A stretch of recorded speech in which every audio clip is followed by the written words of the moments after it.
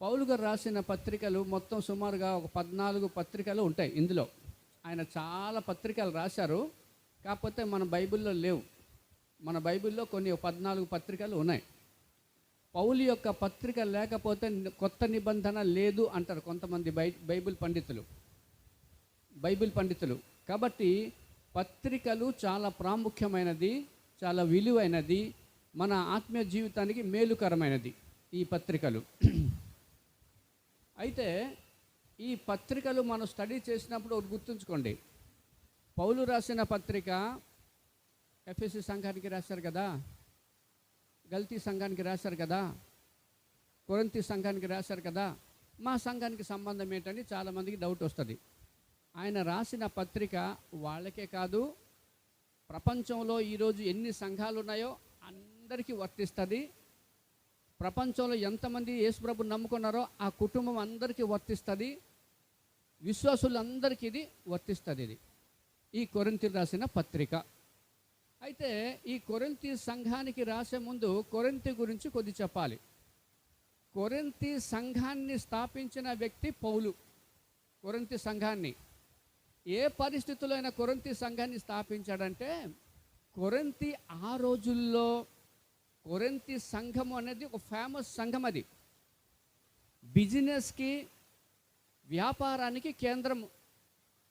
అక్కడ మంచి మంచి దాన్ని ఏమంటారంటే, మన వైజాగ్లో ఉన్న చూడండి ఓడరేవులు ఉన్నాయి చూడండి, అట్లాంటి ఓడరేవులు అక్కడ ఉన్నాయి.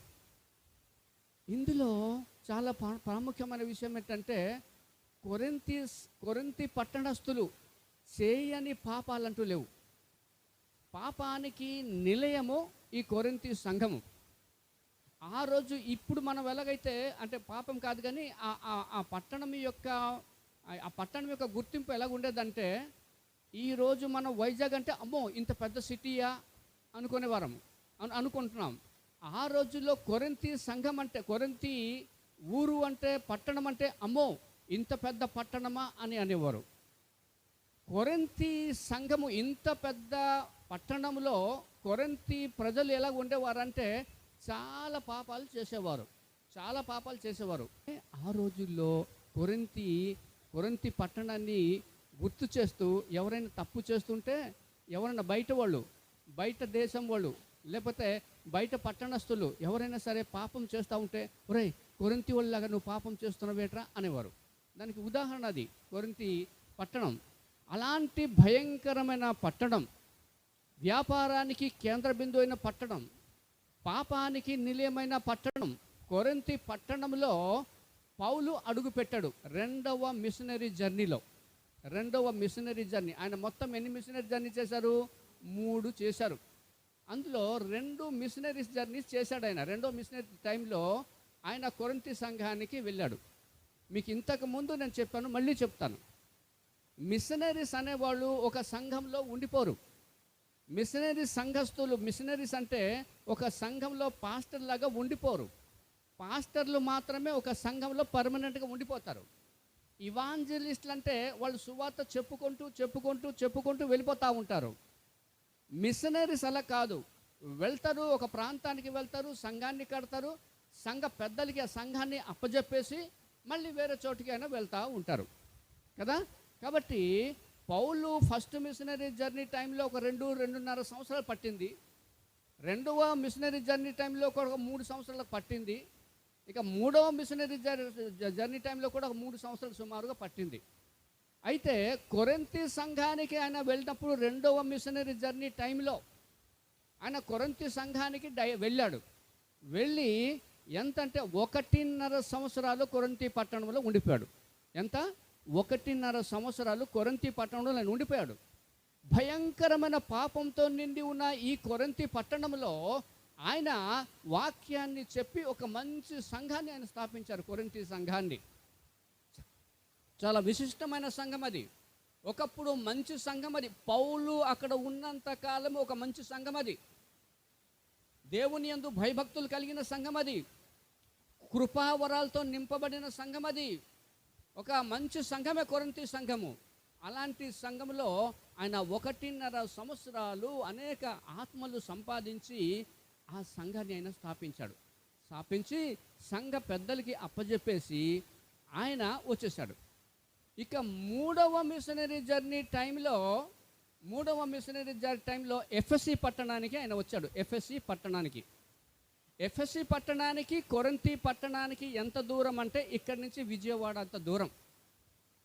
ఎఫెసీ పట్టణానికి కొరింథీ పట్టణానికి మనకి ఇక్కడైతే ట్రైన్ ఫెసిలిటీ ఉంది, కానీ అక్కడ మన షార్ట్ కట్లో వెళ్ళాలంటే ఎఫెసీ పట్టణం నుంచి కొరింథీ పట్టణానికి షార్ట్ కట్లో వెళ్ళాలంటే 400 కిలోమీటర్లు పడవ ప్రయాణం చేయాలి. పడవ ప్రయాణం చేయను, నేను మామూలుగానే రోడ్డు మీద నేను ప్రయాణం చేస్తానంటే సుమారుగా 800-900 కిలోమీటర్లు తిరిగి చుట్టూ వెళ్ళాలి.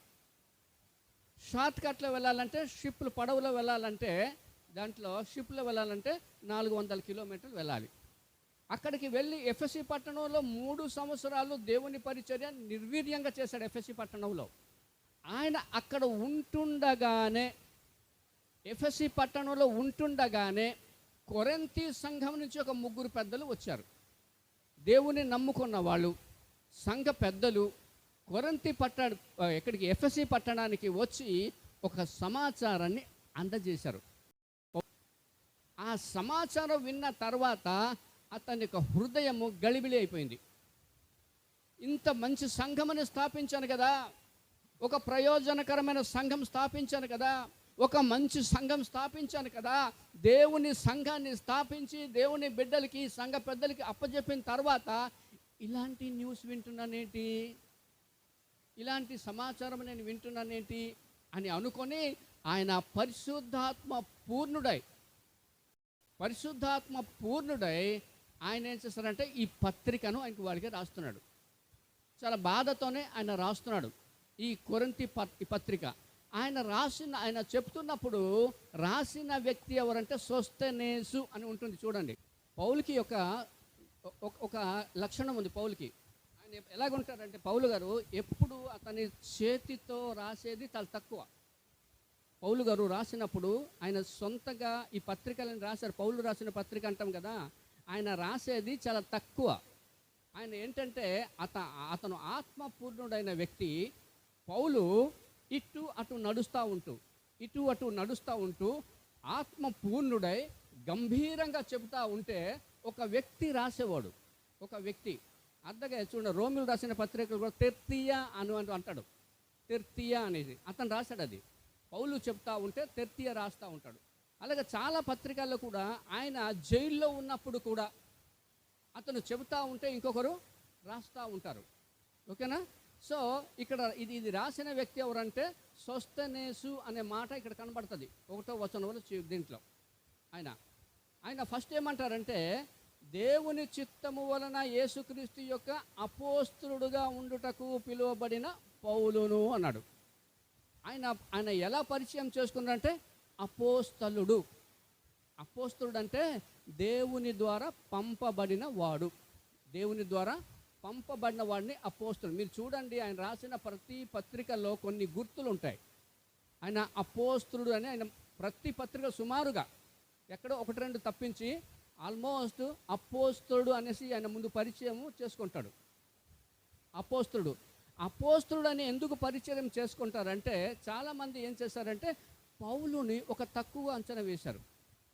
పౌలు మాలాంటి సేవకుడే, మాలాంటి వాడు పాస్టరే కాబట్టి అతనికి అంత ప్రయారిటీ ఇవ్వనవసరం లేదు, అతను రాసిన పత్రికకి అంత ప్రాధాన్యత ఇవ్వనవసరం లేదని ఒక ఆలోచన ఆ రోజుల్లో ఉండేది.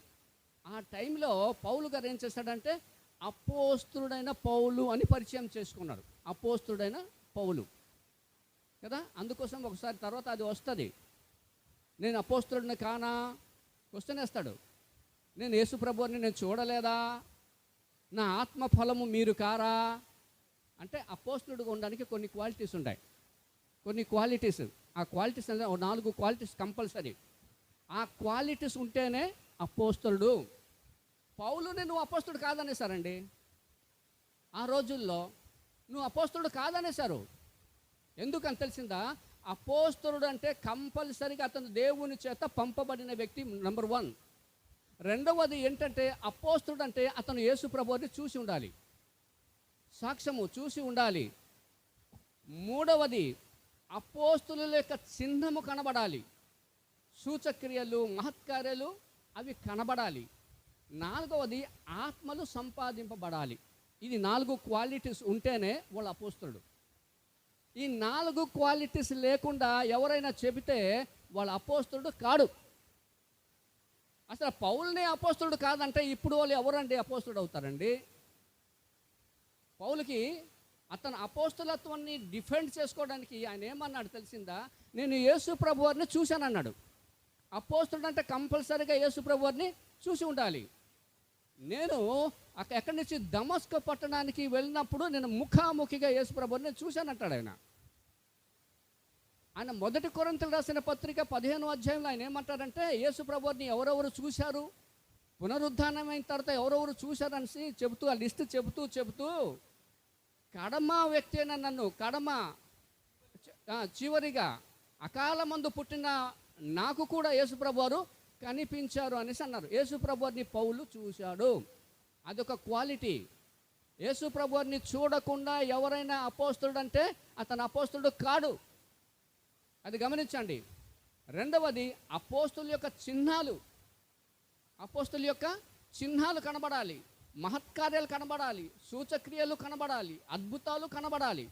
బైబిల్లో ఒక దగ్గర రాయబడి ఉంది, దేవుడు పౌలు ద్వారా విశేషమైన అద్భుతాలు చేయించారని బైబిల్ రాయబడి ఉంది.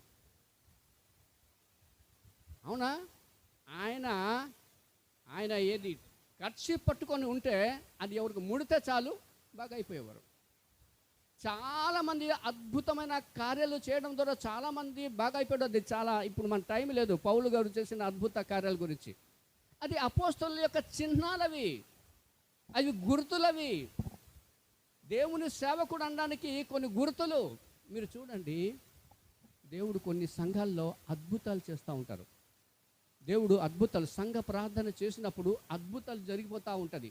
ఎందుకంటే జరుగుతాయి అంటే దేవుడు ఆ సంఘాన్ని ప్రేమిస్తున్నాడని, ఆ సంఘంలో ఉన్నాడని దానికి చిహ్నం. అది గుర్తు. అది అలాగే పౌలు అపోస్తుడానికి అనడానికి ఏంటంటే దేవుడు ఆయన ద్వారా విశేషమైన అద్భుతాలు చేశారు. ఆ విశేషమైన అద్భుతాలే అపోస్తుడు అనబడడానికి అది చిహ్నము, అది గుర్తు. అది 2 కొరింథీయులకు రాసిన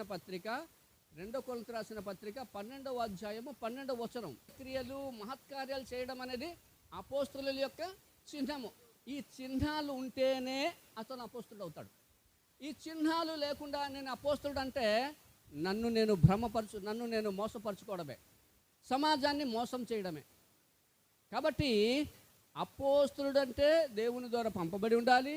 అపోస్తులు అంటే ఎవరంటే సూచక్రియలు మహత్కార్యాలు చేసి ఉండాలి, యేసు ప్రభువారిని చూసి ఉండాలి, దేవుని ద్వారా పంపబడి ఉండాలి. తర్వాత చూడండి, మొదటి కొరింథీయులకు రాసిన పత్రిక 9వ అధ్యాయంలో ఒక మాట కూడా చూడండి. 9వ అధ్యాయం 1వ వచనంలో, ప్రభువునందు నా పనికి ఫలము మీరు కారా. అపోస్తలుడు అంటే ఆత్మలు సంపాదించి ఉండాలి. ఈయన ఏమంటారంటే బయట వద్దయ్యా, బయట సమాజం తర గురించి వదిలే, నేను ఎక్కడెక్కడ ఏ సంఘాలు వదిలే. అసలు మీరు కారా? మీరు యేసుప్రభువుని నమ్ముకున్నారంటే నా ద్వారా కారా? మీరు ఇన్ని ఆత్మలు సంఘానికి వస్తున్నారు కదా, మరి మీరు నా వలన వచ్చిన వారు కారా? ఒక మాట, ప్రపంచంలో ఆ రోజు పౌలు స్థాపించినటువంటి సంఘాలు ప్రపంచంలో ఆ రోజుల్లో ఆసియా ఖండం, యూరోప్ ఖండం, ఆఫ్రికా ఖండం, 3 ఖండాల్లో సువార్త ప్రకటించి ఎక్కువ సంఘాన్ని స్థాపించిన వ్యక్తి ఎవరంటే పౌలే. ఎలాగంటే ఆయన ఎలాగుంటాడు, యేసుప్రభువు వారు మాట్లాడుతుంటే అంట హృదయం మండుచుంటుందట. యేసుప్రభువు వారు మాట్లాడుతుంటే హృదయము మండుచూ ఉంటుందంట. అలాగే పౌలు జైలుకి వెళ్ళినప్పుడు ఆ జైల్లో ఇతని మాట విన్న వాళ్ళు యేసుప్రభువుని నమ్ముకునేవారు. చూడండి అద్భుతం. పౌలు 1 గంట సేపు ఒకరితో మాట్లాడారు అనుకోండి, అతను యేసుప్రభువుని నమ్ముకోకుండా నమ్ముకునే వెళ్తాడు. పౌలు ఎక్కడ ఉంటే, ఏ వీధిలో ఉంటే ఆ వీధిలో యేసుప్రభువుని నమ్ముకుంటారు. ఏ పట్టణంలో ఉంటే ఆ పట్టణంలో యేసుప్రభువుని నమ్ముకుంటారు.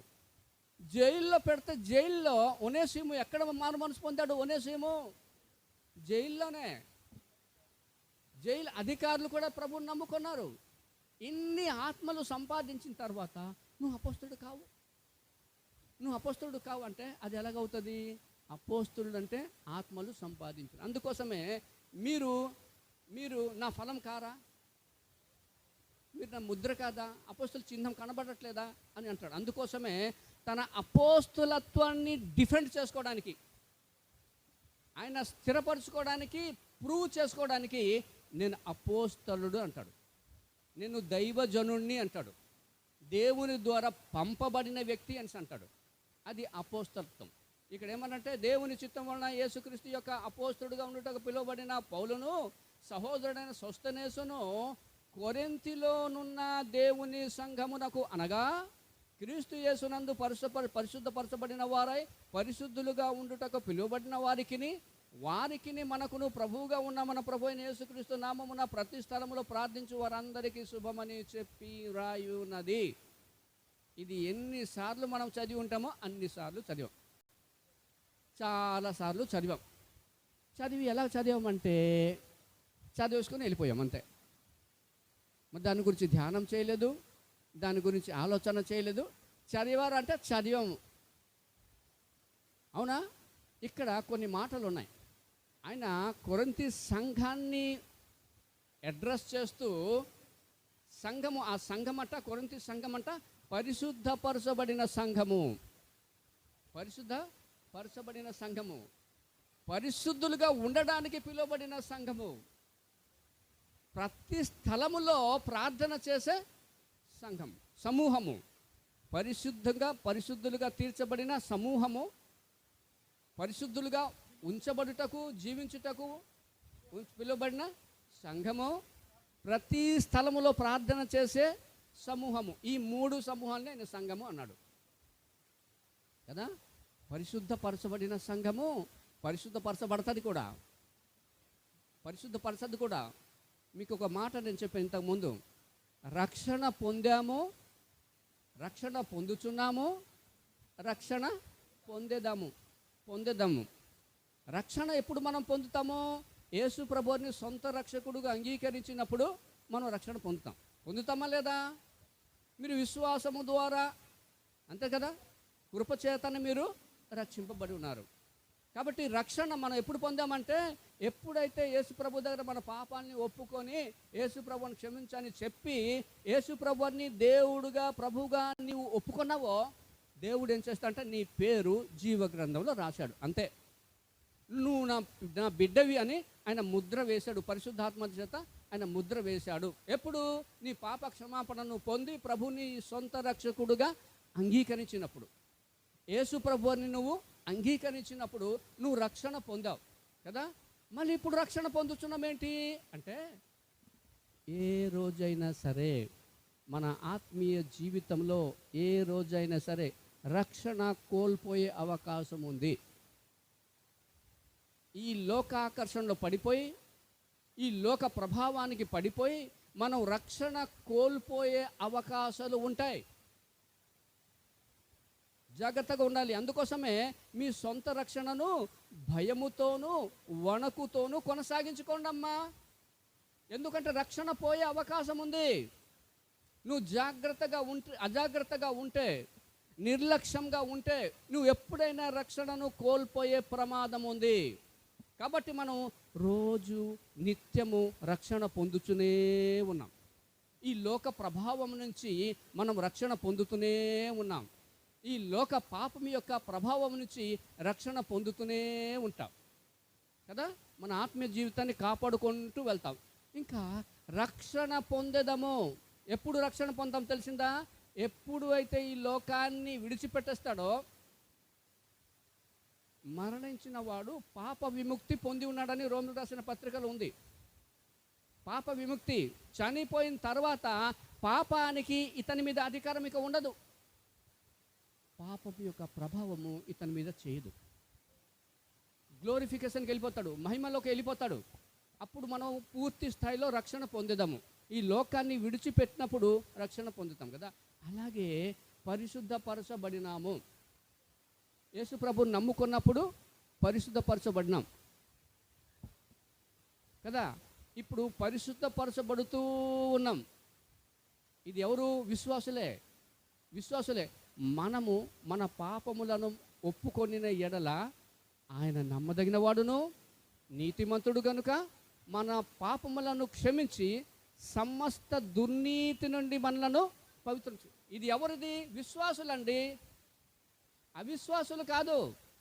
దేవుడు పరిశుద్ధుడిగా మనల్ని తీర్చేశాడు. నువ్వు ఎప్పుడైతే ప్రభువు నమ్ముకున్నావో దేవుని దృష్టిలో నువ్వు పరిశుద్ధుడివి. ఇప్పుడు మన నేత్రం ఎలాగ ఉంటుందంటే, ఇలా నేను చూస్తే ఆ చెల్లి నల్లగుంది, ఆ చెల్లి తెల్లగుంది, ఆ తమ్ముడు పొట్టిగున్నాడు, ఆ తమ్ముడేమో హైట్గా ఉన్నారని నా కళ్ళకు కనబడతాయి. అవునా? నా కంటి కనబడతాయి. కానీ యేసుప్రభు వారు చూసినప్పుడు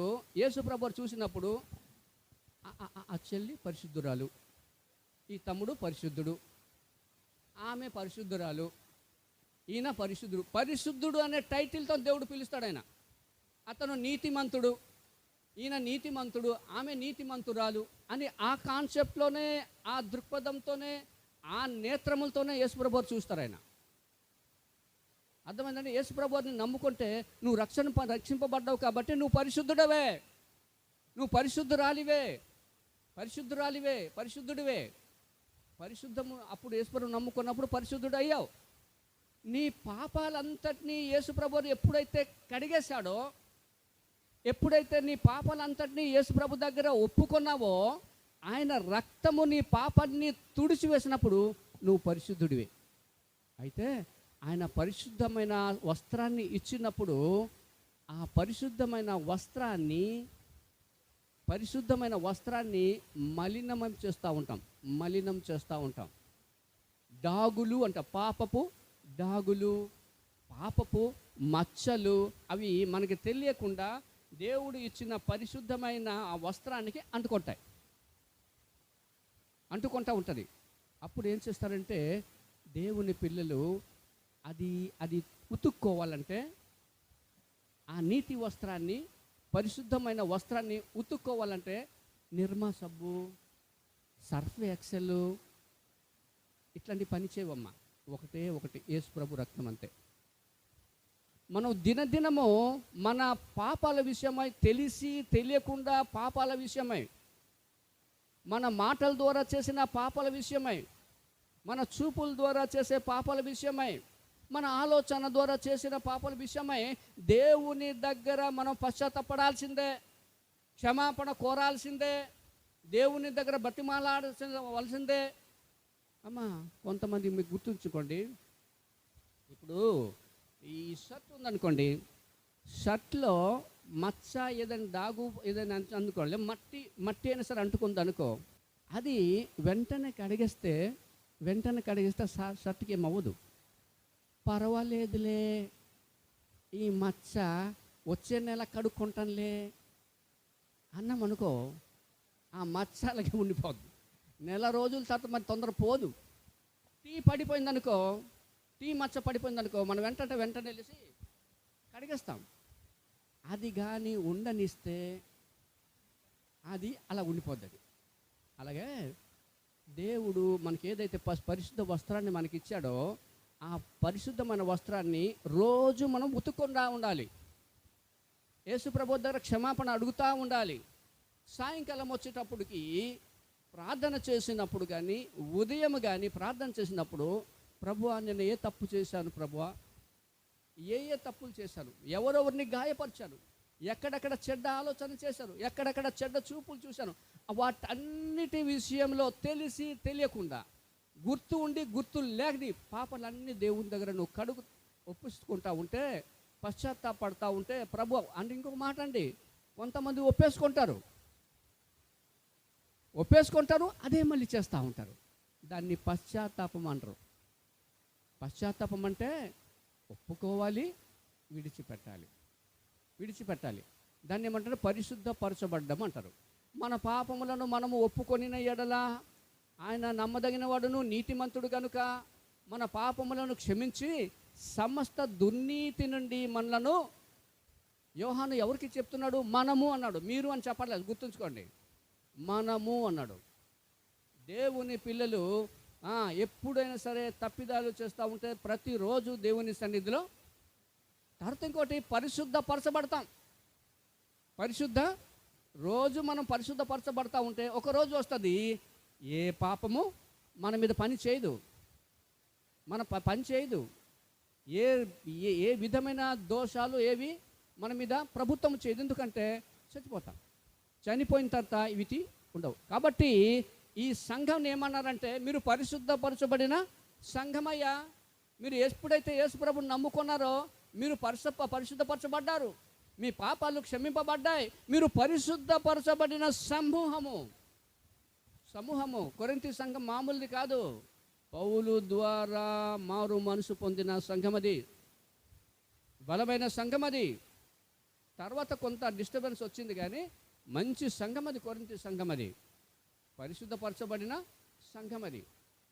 రెండవది అంటే ప్రతి చోట ప్రార్థన చేసేవారు. వీళ్ళు ప్రతి చోట ప్రార్థన చేసే సమూహము. అందుకోసం చాలామంది ఏంటంటే అతి భక్తులు, పెద్ద భక్తులు. యేసు ప్రభు అన్నారు, ప్రతి చోట ప్రార్థన చేసే వాళ్ళందరూ సంఘంగా అవుతారు కదా, వాళ్ళని కూడా సంఘం అన్నారు. కాబట్టి మేము ఈ లోకల్ సంఘానికి వెళ్ళకుండా మేము ఎక్కడెక్కడో చోట ప్రార్థన చేస్తామంటారు. అది వాళ్ళని అతి భక్తులు అంటారు. గుర్తుంచుకోండి, ప్రపంచంలో ఎక్కడైనా సరే ఎంత గొప్ప భక్తుడైనా సరే, ఎంత పెద్ద మిషనరీ అయినా సరే, ఎంత గొప్ప దైవజనుడైనా సరే, ఆయన ఎంత పరిచర్య చేసినా కానీ ఆదివారం వచ్చేటప్పటికి దేవుని మందిరానికి వెళ్ళిపోతారు. అర్థమైందా? కాబట్టి ఇక్కడ కాన్సెప్ట్ ఏంటంటే, యేసు ప్రభువారి నామం పేరట ఎవరెవరైతే ప్రార్థన చేస్తారో వాళ్ళందరూ సంఘం కిందకి వస్తారు. స్థానిక సంఘం ఉంటుంది, మనం స్థానిక సంఘంలో సభ్యులమే, సార్వత్రిక సంఘంలో కూడా మనము సభ్యులమే. స్థానిక సంఘంలో ఉండేవాళ్ళు విడిచిపెట్టబడడానికి అవకాశం ఉంది, కానీ సంఘం ఎత్తబడినప్పుడు విడిచిపెట్టబడడానికి అవకాశం ఉంది. స్థానిక సంఘంలో కొంతమంది, అందరు కాదు, కొంతమంది ఎవరైతే అవిధేయులుగా ఉంటారు చూడు, ఎన్నిసార్లు చెప్పినా కానీ ఇలా విని ఇలా వదిలేస్తారు చూడు, అలాంటి వాళ్ళు. పాస్టర్లు అలాగే చెప్తారులేండి, ఈ బోధకులు అలాగే చెప్తా ఉంటారులేండి, మనం ప్రార్థన చేస్తాము, పాపం ఒప్పుకుంటాం, అంతే, క్లోజ్, అంతే, అది మనకే పరిమితం అయిపోవాలి అనేసి కొంతమంది రాంగ్ కాన్సెప్ట్లో వెళ్తూ ఉంటారు. కొంతమంది రాంగ్ కాన్సెప్ట్లతో వాళ్ళు అలాంటి రాంగ్ కాన్సెప్ట్లో ఉండే వాళ్ళు కూడా విడిచిపెట్టబడతారు. వీళ్ళు విడిచిపెట్టబడ్డ సంఘాలు ఇవి. కానీ సార్వత్రిక సంఘంలోకి వచ్చేటప్పటికి మాత్రము ఆ సంఘంలో ఎవరుంటారో తెలిసిందా? యేసు ప్రభువారి రక్తంలో కడగబడిన వాళ్ళే ఉంటారు. అందులో యేసు ప్రభువారి కోసం జీవించిన వాళ్ళే ఉంటారు ఆ సంఘంలో. యేసు ప్రభువారి కోసం కష్టాలు నష్టాలు భరించిన వాళ్ళే ఉంటారు ఆ సంఘంలో. యేసు ప్రభువారి కోసం నమ్మకంగా సాక్షిగా ఉంటారు చూడండి, వాళ్ళే ఆ సంఘంలో ఉంటారు. లోకల్ సంఘము, స్థానిక సంఘంలో బలహీనత ఉంటే ఉండొచ్చు, కానీ సార్వత్రిక సంఘంలో బలహీనులు కారు. సార్వత్రిక సంఘంలో ఫర్ ఎగ్జాంపుల్ మన సంఘంలో ఒక 100 మంది ఉన్నారనుకోండి, 100 మందిలో ఒక 5-10 మంది అవిధేయులుగా ఉంటే ఆ 5 ఉండిపోతారు, మిగిలిన 95 మంది ఎత్తబడతారు. ప్రతి సంఘాల్లో కూడా ఉంటారు, విడిచివేయబడిన వాళ్ళు ఉంటారు, ఎత్తబడే వాళ్ళు కూడా ఉంటారు. ఈ ఎత్తబడే వాళ్ళందరినీ కలిపి ఏమన్నారంటే సార్వత్రిక సంఘము. అర్థమైందా? వాళ్ళు ఎత్తబడతారు. ఇది ఇలాంటి సంఘానికి, ఇలాంటి విలువైన సంఘానికి, యేసు ప్రభు రక్తంతో కడగబడిన సంఘానికి, యేసు ప్రభు రక్తంతో కొనబడిన సంఘానికి పౌలు రాస్తున్నాడు ఇక్కడ సంఘమునకు అని. ఓకేనా? ఇక్కడ అసలైన పాయింట్కి రాస్తాడు. ఆయన శుభమని చెప్పి రాయనని అని చెప్పి ఆయన గ్రీటింగ్స్ అని చెప్పిస్తుంటారు. ఆయన మన తండ్రి అయిన దేవుని నుండి, ప్రభు అయిన యేసుక్రీస్తు నుండి కృపా సమాధానమును మీకు కలుగునుగాక అన్నాడు. ఇక్కడ ఒక చిన్న మాట చెప్పి ముగించి ఇది వేరే చోటుకి వెళ్ళిపోతాను. ఈ పదము కృపా సమాధానములు మీకు కలుగునుగాక అని ఉంటే చూడండి, ఈ కృప లాస్ట్ పత్రిక లాస్ట్లో కృప మీకు తోడై ఉండునుగాక అంటాడు. మీరు చూడండి, అది ఎందుకు రాశాడు తెలిసిందా? చాలామంది లెటర్స్ రాసేవారండి. పౌలు ఇలాగ రాస్తారు కదా. చాలామంది కొంతమంది పౌలు అంటే పడని వ్యక్తులు పత్రికలు రాసేవారు వేరే వేరే సంఘాలకి. రాస్తూ ఏమన్నా రాసేవాడు తెలిసిందా? అన్ని తప్పుడు బోధలే, తప్పుడు మాటలే, తప్పుడు బోధలు బోధిస్తూ ఇట్లు పౌలు అని రాసేవారు. ఇట్లు పౌలు అని. ఇది కనిపెట్టాడు పౌలు. ఒరే నాయనా, వీళ్ళకి ఇలా కాదు, నా పేరున తప్పుడు బోధ, నా బోధకి భిన్నంగా వీళ్ళు బోధలు రాస్తూ ఇట్లు పౌలు అని రాస్తున్నారు, ఈ లాభం లేదని పౌలు తన యొక్క ఇది మార్చాడు. కృప మీకు తోడై ఉండును గాక. నేను రాసే విధానం ఇదే అంటాడు పౌలు. ఇలా ఉంటేనే నా పత్రికలు. అర్థమైందా? ఆయన పత్రికలు చాలా విశిష్టమైన పత్రికలు, చాలా విలువైన పత్రికలు. సరే, ఇది రాసిన తర్వాత 2 విషయాలు ఇక్కడ చెప్తున్నాడు. ఒకటి, కొరింథీ సంఘాన్ని మెచ్చుకుంటున్నాడు పౌలు. తర్వాత వాళ్ళని గద్దిస్తాడు. తర్వాత సంగతి మెచ్చుకుంటున్నాడు పౌలు. ఏంటంటే వాళ్ళకి ఉండే కృప, దేవుని కృప చాలా విశిష్టమైనది. చూడండి 4వ వచనంలో, క్రీస్తు యేసునందు మీకు అనుగ్రహింపబడిన దేవుని కృపను చూచి. రైట్, అక్కడ ఉండే ఆ సంఘానికి ఏంటంటే దేవుని కృపను ఆయన స్పష్టంగా చూశాడు ఆ సంఘంలో. కొన్ని సంఘాల్లో తెలిసిపోద్దండి దేవుని కృప పొందిన సంఘం అని. అందుకోసమే జీవము కలిగిన సంఘము అని ఉంటుంది. జీవము కలిగిన దేవుని సంఘము. ఈ జీవము కలిగిన దేవుని సంఘం అంతా కృప పొందిన సంఘం. మృతమైన సంఘాలు కూడా ఉంటాయమ్మా. డెడ్ చర్చెస్ అవి మృతమైనది. వాళ్ళకి మారు మనసు ఉండదు, వాళ్ళకి రక్షణ అనుభవం ఉండదు. సంఘాలు ఉంటాయి, వాళ్ళు ఎందుకు ఆ సంఘాన్ని నడిపిస్తారో వాళ్ళకే తెలియదు. వాళ్ళకి డెడ్ చర్చెస్. కానీ కొన్ని జీవం కలిగిన దేవుని సంఘాలు ఉంటాయి, అవి కృప పొందిన సంఘాలు. అవి కొరింథీ సంఘంలో దుష్ట శక్తులు తర్వాత ప్రవేశించాయి, కానీ కొరింథీ సంఘము దేవుని కృపను పొందిన సంఘము. కృప అంటే ఏంటంటే, ఈరోజు నేను ఇక్కడ ఉన్నానా, వాక్యం చెప్తున్నానా, వాస్తవంగా అయితే నాకు కానీ ఇక్కడ కూర్చొని వాక్యం చెప్పే అర్హత నాకు లేదు. సురేంద్ర ఈ సంఘాన్ని నడిపించే అర్హత ఆయనకి లేదు. మీరు మందిరం లోపల వచ్చి కూర్చొనే అర్హత మీకు లేదు, నాకు లేదు. వాస్తవం అది. వాళ్ళు ఏంటంటే వాళ్ళు అప్పుడు యూదులు మాత్రమే, మేమే దేవుని ప్రజలం అనేవారు. మిగిలిన వాళ్ళకి అర్హత లేదు, యోగ్యత లేదు, దేవుని స్తుతించే అర్హత కూడా లేదు, మా దేవుడని చెప్పుకునే అర్హత కూడా లేదు. అట్లాంటిది యేసు ప్రభువారు ఎప్పుడైతే శిలువ మీద చనిపోయారో, దేవాలయపు తెర చినిగిపోయిందో, ఒరే మీరు అవసరం లేదా, నా బిడ్డలు ఉన్నారా ఆరాధన చేయడానికి, నా బిడ్డలు ఉన్నారా సంఘాన్ని నడిపించడానికి, నా బిడ్డలు ఉన్నారా నా గురించి చెప్పడానికి అని చెప్పి ఆ యాజక ధర్మాన్ని పక్కన పెట్టేశారు అక్కడ దేవుడు. అప్పుడు లేకపోతే లేవీయులే అప్పుడే యాజకులుగా ఉండేవారు, సంఘాన్ని నడిపించేవారు. అర్థమైందా? ఇప్పుడు ఈరోజు దేవుని వాక్యం చెప్తున్నానంటే అది కృప. స్టీఫెన్ దేవుని వాక్యం చెప్తున్నాడంటే దేవుని కృప. మధుబాబు దేవుని వాక్యం చెప్తే అది దేవుని కృప. ఇక్కడ సంఘంలో ఎవరైనా సరే, మన మన్మధరావు గారు అయినా సరే, లేకపోతే మన జయప్రసాద్ గారు అయినా సరే, ఎవరు వాక్యం చెప్పినా కానీ అది దేవుని కృప. దేవుని వాక్యం చెప్పడానికి యోగ్యత మనకి లేనే లేదు. యోగ్యత లేని వారికి యోగ్యులుగా చేయడమే కృప. అవునా? ఫస్ట్ మా కృపకి ఎంబీబీఎస్లో ఫస్ట్ సీట్ రాలేదు. Seat EAMCET cancel. అప్పుడు ఎంసెట్ ఉండేది, క్యాన్సల్. నీట్ అన్నారు. మా పాప ఏం చేసింది, కింద మీద పడిపోతుంది. ఇంత కష్టపడి చదివాము, ఇంత ఇదైపోయింది, ఏం చేస్తామనేసి అందరం మేము ప్రార్థన చేస్తూనే ఉన్నాం. అప్పుడు కోర్టు ఒక తీర్పు ఇచ్చింది. ఏమని? ఈ సంవత్సరము ఎంసెట్ పరిగణిస్తాము, ఉంచొచ్చు, ఎంసెట్నే కంటిన్యూ చేయండి అన్నారు. అప్పుడు మా కృప, అమ్మయ్య దేవుని కృప అన్నారు. అది కృప. ఇప్పుడు దావీదు ఏమంటాడు తెలిసిందా? ప్రభువా, నేను ఎంతటి వాడిని, నా కుటుంబం ఏ పాటి వాడికి, నన్ను ఇంతగా హెచ్చించడానికి. అది దేవుని కృప. కృప అంటే అర్థమైందా? యోగ్యత లేని వారికి. పౌలు ఏమంటాడంటే, నేను అనేక సంఘాలని, నేను అపోస్తులందరికంటే నేను తక్కువ వాడిని, సంఘాలని హింసించినందున అపోస్తులుడు అనబడడానికి నేను యోగ్యుడిని కాను. ఆయనను అది దేని వలన, దేవుని కృపను బట్టి అయ్యాను అంటాడు అంతే. ఈ సంఘము కొరింథీ సంఘము దేవుని కృపను పొందిన సంఘం. అది దేవుని కృప స్పష్టంగా కనిపించే సంఘం అది కొరింథీ సంఘము. ఇంకో మాట చెప్పాలి. ఈరోజు దేవుని వాక్యం చెప్తూ వింటున్నాం కదా, చాలామంది రోడ్డు వెంబడ తిరుగుతూ ఉన్నారు. దేవుని మందిరానికి వచ్చి ఆరాధన చేయడం అది దేవుని కృప. చాలామందికి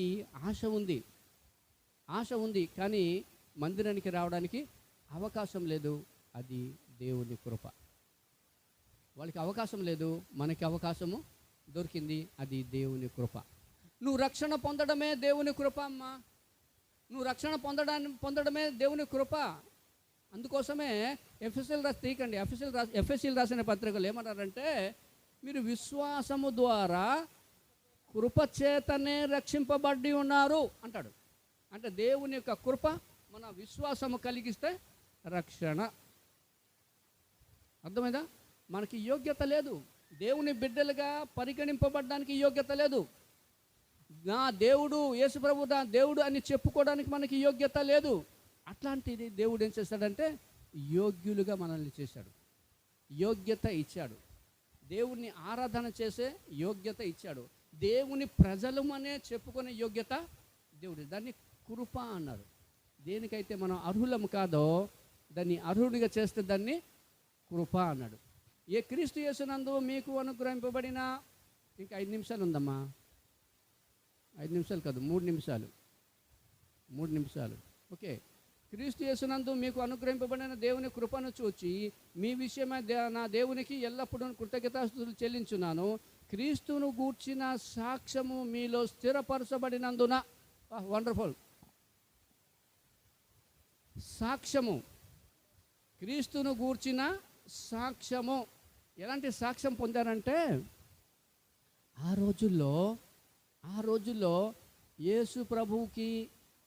యేసు ప్రభువుని నమ్ముకున్నాను అంటే అతనికి ఏమైనా జరగవచ్చు.